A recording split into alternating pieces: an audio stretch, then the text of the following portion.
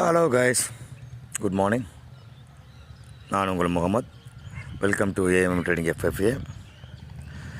நம்ம சேனலை தொடர்ந்து சப்போர்ட் பண்ணி ஆதரவு தெரிவித்து லைக்கு சப்ஸ்கிரைப் எல்லாம் பண்ணுற அனைத்து நல்ல உணர்வும் நன்றி.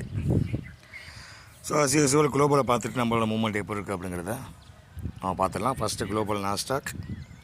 நம்ம சேனலை தொடர்ந்து பார்க்கணும் தெரியும். நாஸ்டாக்கை பற்றி நம்ம நேற்றே சொல்லியிருந்தோம் இல்லையா? அதாவது இந்த 21,850 உடைக்க வாய்ப்பு இருக்குது. அதனால் அவனுக்கு நம்ம பாசிட்டிவ் தான் நேற்று கொடுத்துருந்தோம். ஸோ அதோட விளைவு கரெக்டாக உடைச்சாங்க, ரீடெஸ்ட் எடுத்துட்டாங்க. இப்போ ஃபுல் பேக் கொடுத்து பர்ஃபெக்டாக போயிட்டுருக்க வண்டி. ஸோ இவன் அடுத்த டார்கெட் 22,300. பட் 22,150 வந்தவொன்னே அங்கேருந்து மீண்டும் இறக்கப்பட்டு வரலாம். 21,900 வரும் அப்படிங்கிறது என்னோடய எக்ஸ்பெக்டேஷனாக இருக்குது. ஸோ எனிஹவ் இன்றைக்கும் பாசிட்டிவ் மூமெண்ட் தான் நாஸ்டாக்கை பொறுத்தளவுக்கு. பட் இது ரொம்ப நீடிக்காது கைஸ். அது ஏங்கிறதையும் சொல்கிறேன். டவ் ஜோன்ஸ் நல்ல ஒரு பாசிட்டிவ் மூமெண்ட்டில் போயிட்டுருக்காப்புல. அந்த 45,000 தான் ஒரு கெடு.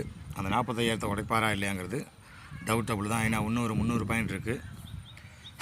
இது 30 minutes கண்டில். So as usual tau இப்போவும் நமக்கு ஃப்ளாட்டு தான் கொடுக்குறாப்புல, பாசிட்டிவ் மூமெண்ட்டுக்கு வரல. நிஃப்டி கிஃப்ட் நிஃப்டி ஆல்ரெடி ஒரு 200 ரேஞ்சில் போயிட்டுருக்காப்புல. நேற்று 280 வரைக்கும் வந்தவர் அந்த ட்ரெண்ட் லைனை உடச்சி கீழே மேலே போக முடியல. ரிட்டர்ன் பேக் டு பெவிலியன் மாதிரி திருப்பி 23,150 அந்த ரேஞ்சுக்கு வந்துட்டார்.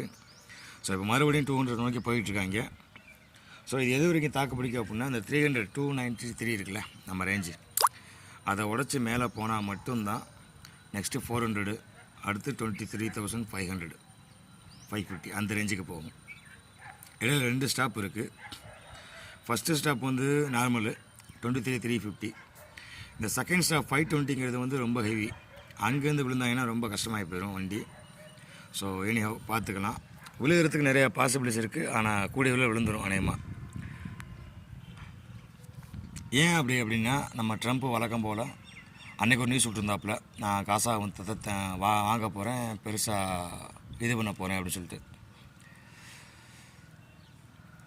ஸோ இன்றைக்கி ஹமாஸ்க்கு ஒரு அறிக்கை விட்டுருக்காப்புல. நேற்று வர சனிக்கிழமை 12 மணிக்கு முன்னாடி நீங்கள் வச்சுருக்க பிணைய கைதி, இஸ்ரேலோட பிணைய கைதி எல்லாத்தையும் நீங்கள் ரிலீஸ் பண்ணி ஆகணும். அப்படி இல்லைன்னா மிகப்பெரிய விளைவுகளை சந்திப்பீங்க அப்படின்னு சொல்லிட்டு அவங்க ட்ரம்ப்லேருந்து ஒரு அறிக்கை. அதுக்கு ஹமாஸ் தரப்பு ரிட்டன் பேக். இவங்களே ஒத்துக்கலை. இஸ்ரேல் ஆல்ரெடி போர் நிறுத்தம்னு சொல்லிட்டு அங்கங்கே அடிச்சுக்கிட்டு இருக்காங்க. பெங்காலில் நிறையா பேர் செத்துக்கிட்டு இருக்காங்க. உங்கள் பேச்சை நம்பி நான் எல்லாத்தையும் கொடுத்துட்டேன் அப்படின்னா நாங்கள் தான் பாதிக்கப்படும் அப்படின்னு இவங்க.